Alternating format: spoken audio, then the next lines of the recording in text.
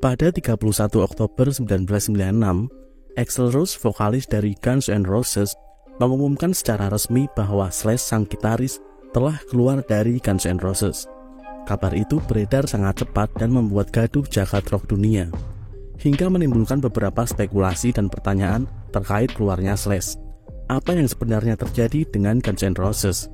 Kenapa Slash memutuskan keluar dari band maha rock and roll sekelas Guns N' Roses?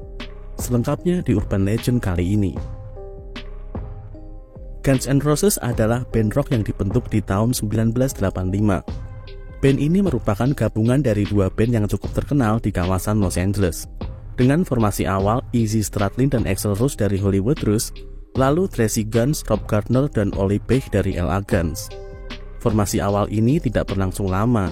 Setelah beberapa kali melakukan latihan, Rob Gardner dan Ollie Page memutuskan untuk keluar.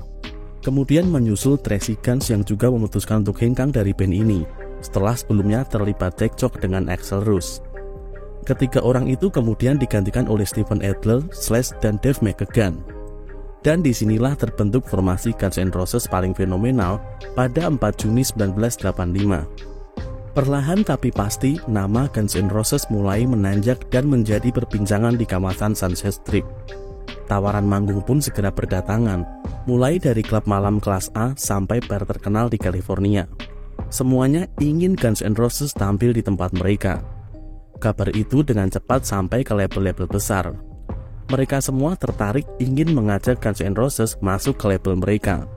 Namun pilihan Guns N' Roses kemudian jatuh kepada Geffen Records.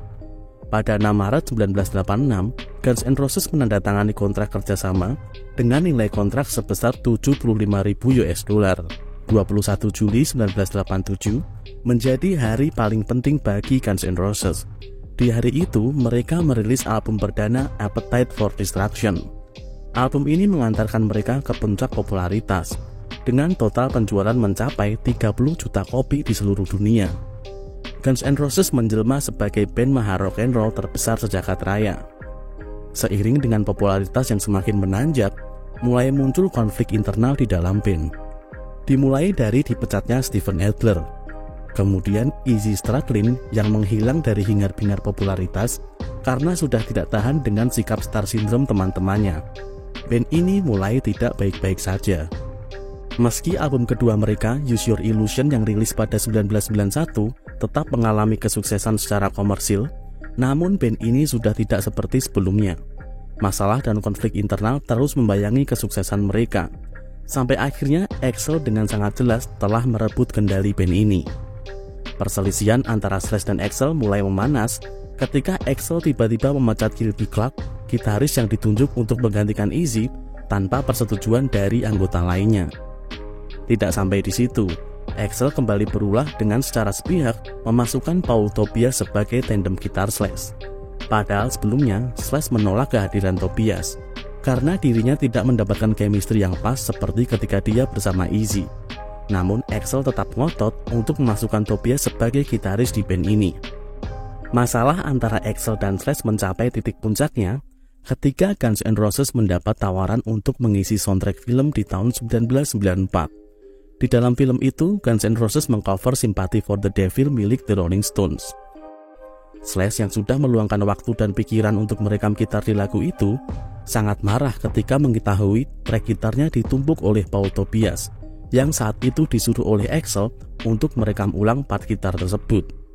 Slash merasa bahwa Axl telah melampaui batas. Sejak kejadian itu, Slash memilih menarik diri dari semua aktivitas Guns N' Roses. Dia kemudian lebih memilih untuk mengalah dan menyalurkan ide-idenya ke proyek sampingannya, Snake Pit.